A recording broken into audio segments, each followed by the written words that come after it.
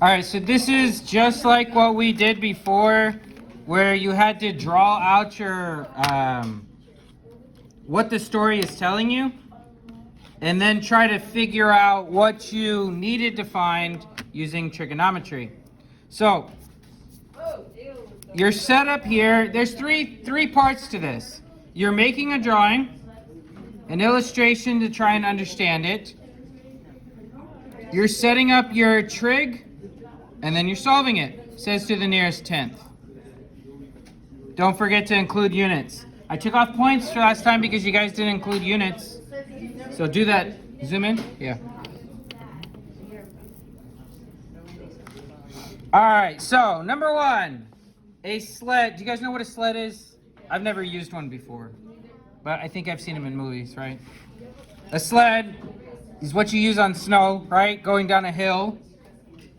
So the sled run is, here's our hill. So we got like a hill. We got a guy on their sled. Snow is purple, by the way. I know we don't have it down here, but snow is purple. It's purple right there. It's purple. Here's the guy sitting in the sled. That's his sled. No, purple snow is normal. That's a normal thing, I promise you. All right, so this is the top, right, and the bottom is here. This is our triangles, something like this. Now, slopes are not normally straight lines, but we're roughly making this a straight line. And we have a 300-yard long run. Where does that go? On the bottom. The bottom? Yeah. Ow. I feel like that's the length of the thing. No, look, it's the. I think that. I mean, it says run and like rise over run. You think, okay, like the horizontal. Yeah, rise over run. I don't know. I feel like that means the hypotenuse. And because this says vertical here, that has to be this, right? I already solved it. What the hell? What is it? Base if they want to be at the bottom line. Yeah, they might have used the word base if they meant that. They meant like the. That's true. If they said that this was vertical, I feel like there would have been a mention of horizontal here. That's a good point. Yeah, I really do think that this is meant to be the hypotenuse. So this is, I'm going to say, I agree that there's a little bit that makes me think they could be talking about like rise over run and they meant run like that. But I feel like when someone says a run on sledding, they mean like the length of the travel you're going to make. The linear distance you're making. So yeah. All right, so find the angle of depression. What would the angle of depression be? Now this can be a little confusion. Right. So the angle of depression, I'm going to use a green line here. The angle of depression is how much downward we're facing. Right? That's not this angle right here. So that's where it can get a little confusing. The angle of depression is that one. Where on the triangle would it be equal to the angle of depression? What? Watch. Where's the paper? It's not hard. It's not hard. Let me redraw it all illustration style. Okay. We have a triangle. Yes. Every day. Every day? Every day. So, this is what I'm telling you. Watch. I'm giving you a line here. And we have a line here. Right? Do you see anything happening here? Do you see anything from the ancient bowels of trigonometry? No, ancient bowels of geometry. We're looking for this angle. What angle is equal to this angle right here? Think back in the day. No, back in your day. This is old stuff I've taught you.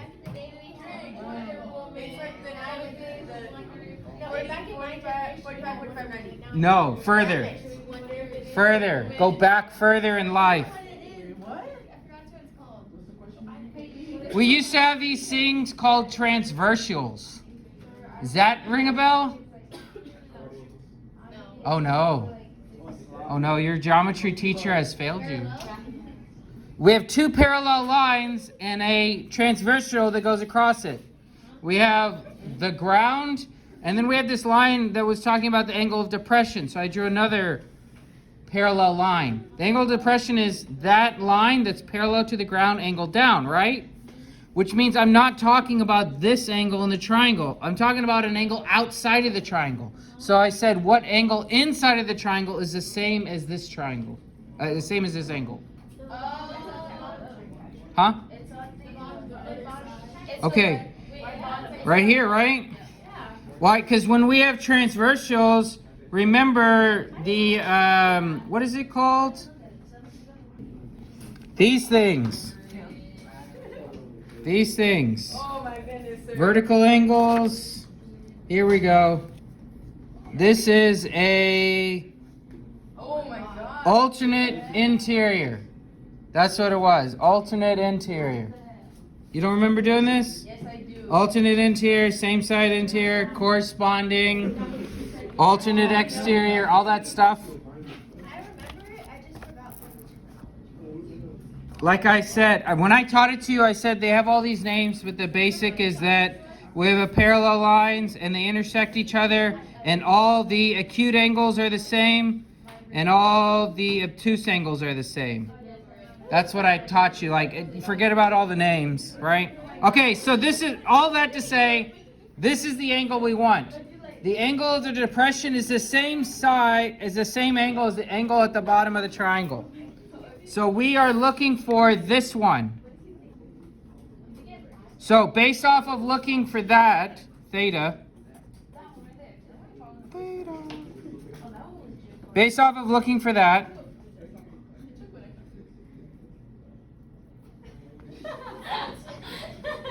what are the two sides that I have? No, I don't have adjacent. I have hypotenuse though.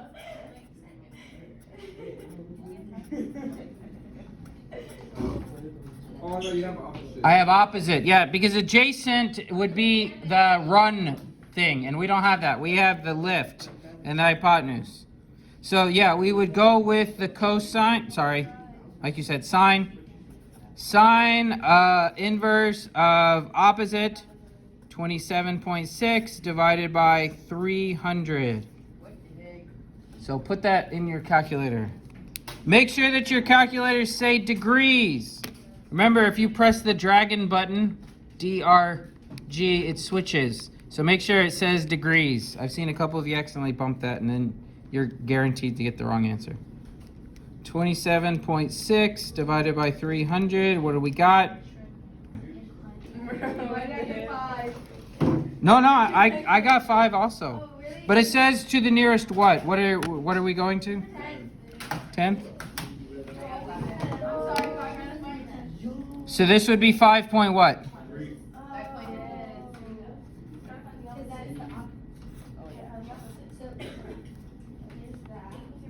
No, I didn't.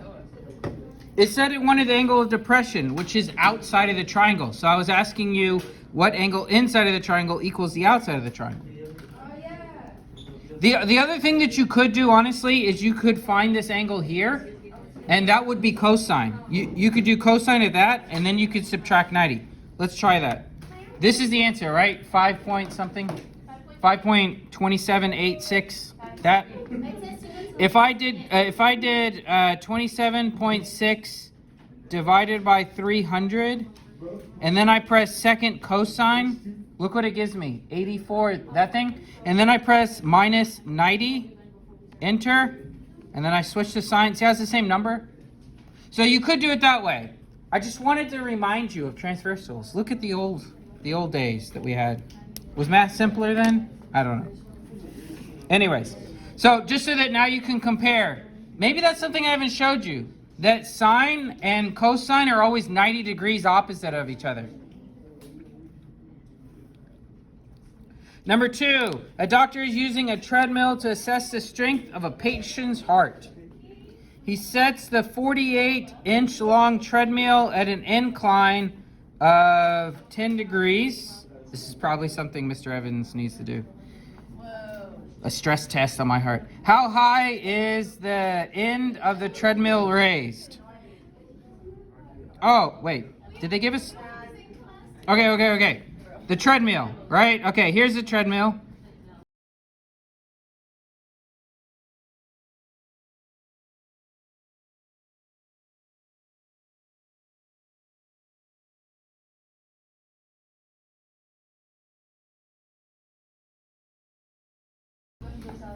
Look at that, he's going so fast. You can't see his legs. Anyways, his heart's fine. So this said 10 degrees, right? So our triangle is here. Our triangle is like this. They gave us 48 inches on the treadmill. Where does that 48 inches go?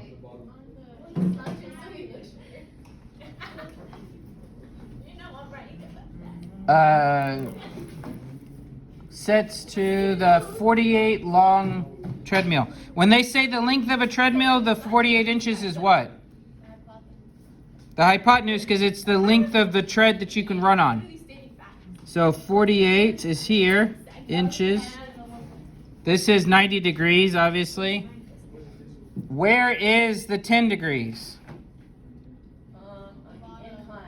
Incline, right here. Good. Very good.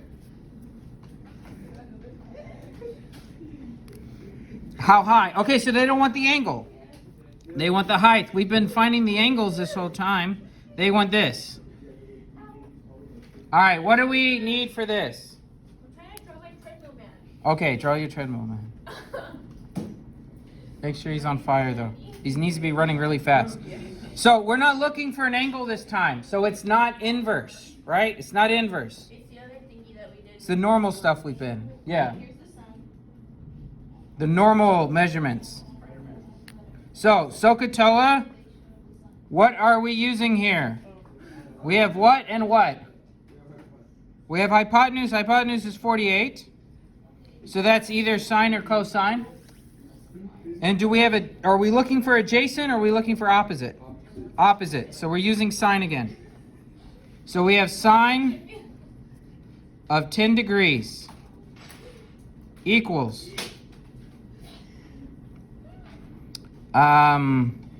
opposite, our height, over hypotenuse, the 48.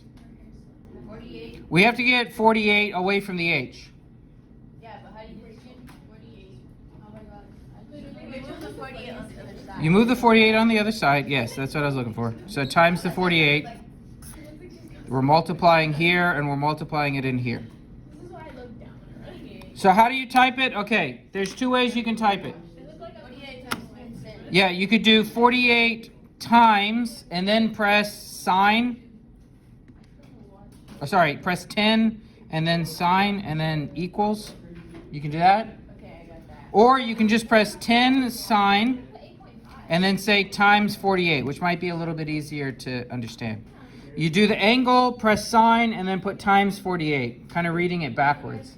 That might be an easier way of doing it, but either way works. Just don't type it in your calculator wrong. So if the treadmill is 48 inches long and at a 10% rise, a 10 degree rise, that's how much of a upward lift it's at. It says to the nearest tenth,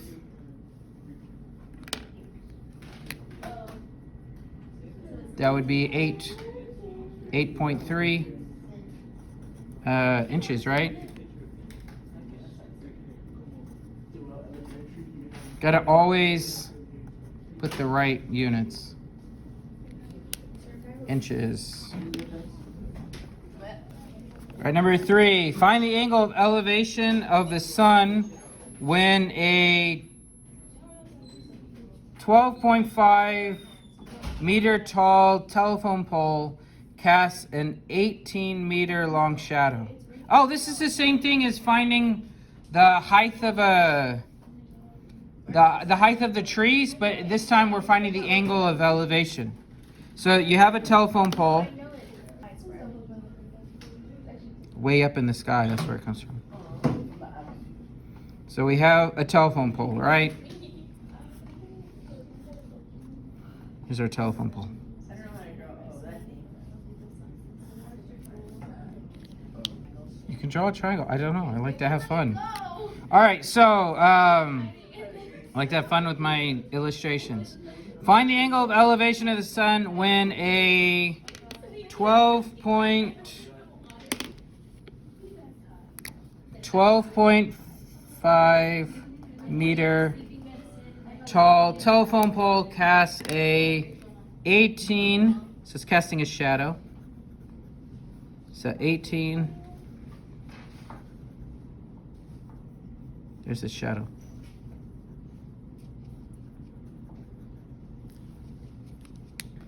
The shadow, this is shadow was measured to be, gotta use the same pen colors, 18 meters. And we want to know that angle right there.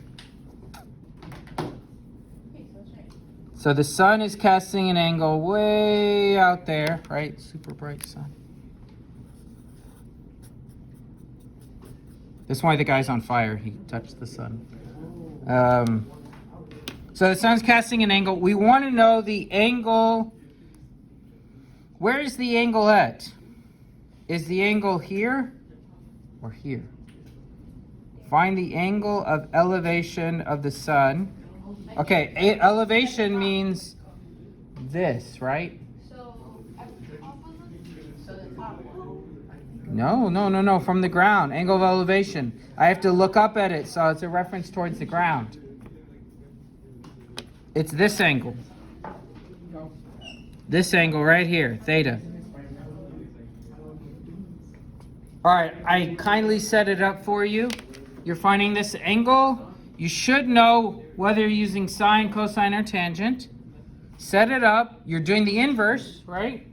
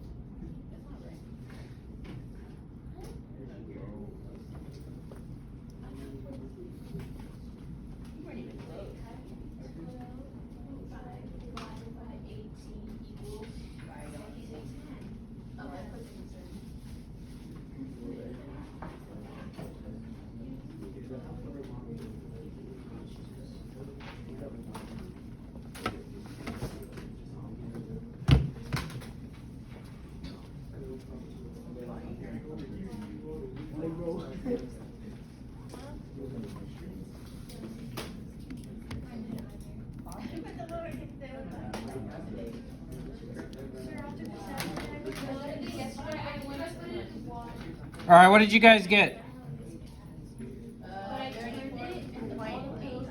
34.8? Yeah. You should get that. What did you have to use to get it?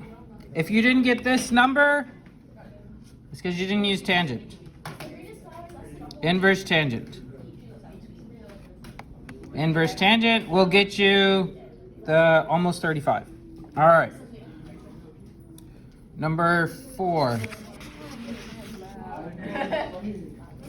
A person in a hot air balloon is looking down with an angle of depression of 36 degrees at their car, 75 feet away. How high is the balloon? Okay, we got angle of depression, 75 feet away. How high? Don't give me enough space to make my drawings. So we got a hot air balloon.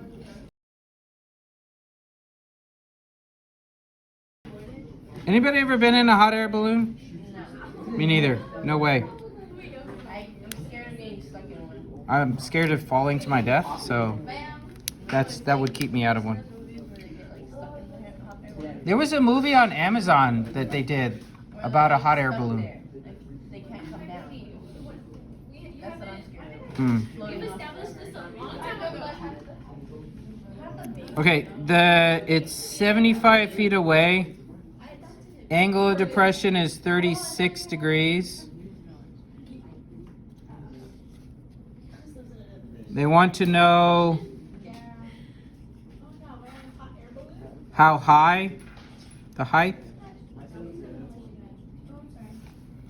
So we know just a few things. It's 75 feet out. Feet? Yeah, feet. And the angle of depression is 36. You know, we could redraw this in a better way, actually. If I just were to draw a triangle, I would draw it like this. I would draw it upside down. And my angle of depression is 36 here. And my distance out would be 75 here. And I'm looking for this. So if I were to just draw a triangle, I would draw it upside down. If not, I would have to remember all that transversal stuff I just reminded you of. And these would be opposite interiors, so this would be 36. So it depends on how you want to draw your triangle. But you got to set it up right. If you don't set up the triangle right, you're guaranteed to get it wrong. I mean, pretty high chance of getting it wrong.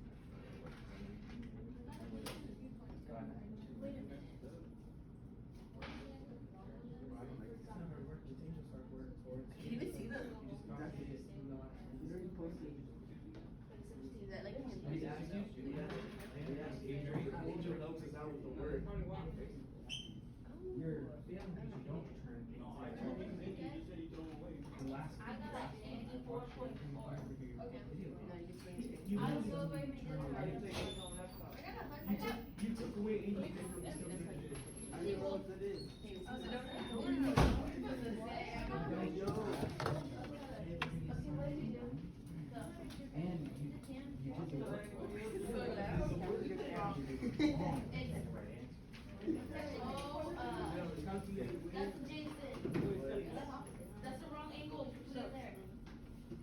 Look.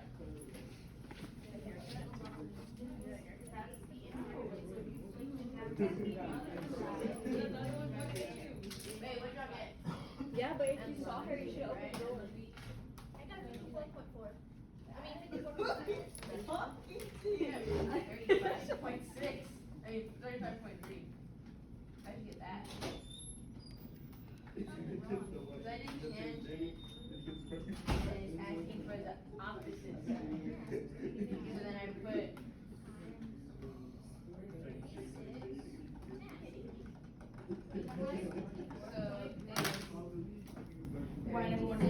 It should be tangent. No, it'd be 75 times 36 10. Because 36 is your Oh, I probably did it back. Wait. Oh. Did you set it up backwards? It should look like that. Okay. I don't know why I set it up. Your answer should be in the 50s. I got it. You got your answer? Go back. What? I got my answer. Weird. Number 5. A student wants to know how tall the flagpole at her school is. Her eye level is 5.5 feet above the ground. She stands 36 feet from the base of the flagpole. If the angle of elevation is 25, what is the height of the pole? Okay. Flagpole.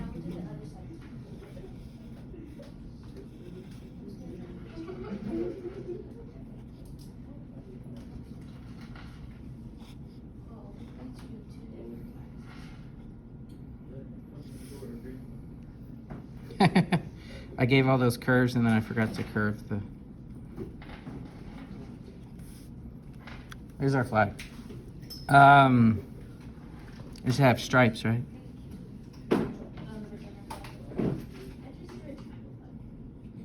All right, so that's our flag. If it's 15 feet, it's 5.5 feet above the ground.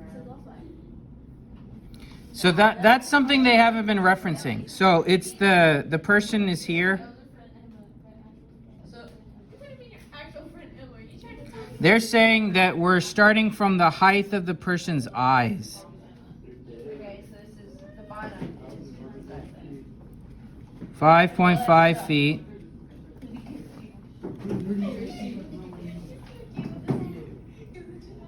And then the angle of elevation to look at the top is 25. Right? Yeah. Oh, and she's 36 feet from the base. Oh, what the heck? Well, that's weird. So we've never really included the height of the person.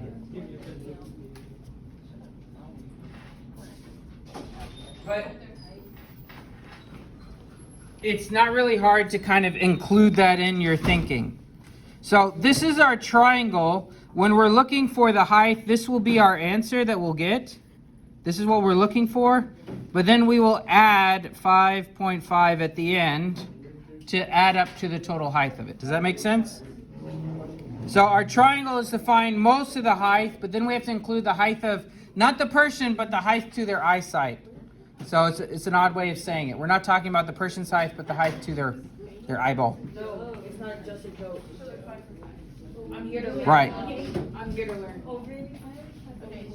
So we have, what is 3.6 to her eyesight? 3%. Because I Plus? can't see what you're putting. Is what? Plus 5. No. Is it opposite, adjacent, hypotenuse? Opposite and adjacent. Okay, so we're dealing with tangent, right? Sorry, what? Right? Because opposite is what we're looking for, adjacent is what we have. So opposite over adjacent. So whatever answer that gives us, we have to add 5.5 to the answer. Oh, okay. Right? Yeah.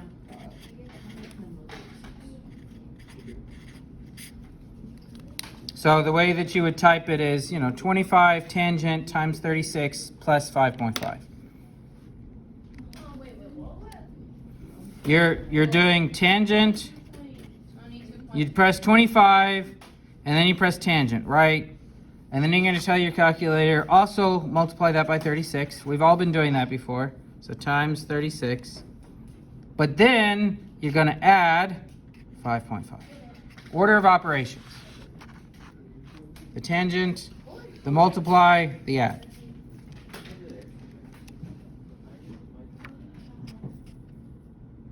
It's not a very tall flagpole, I guess. I feel like the flagpoles we have are like way taller than this. Did I type it in wrong? 25 tangent, min degrees, times 36, plus 5.5. What did you guys get? 22.3. Yeah, it's kind of a short flagpole, I guess.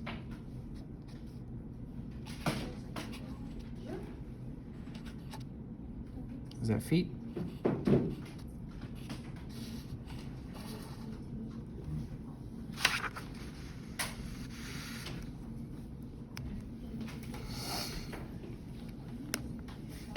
All right, that was just the front. I guess we'll do the back the next day.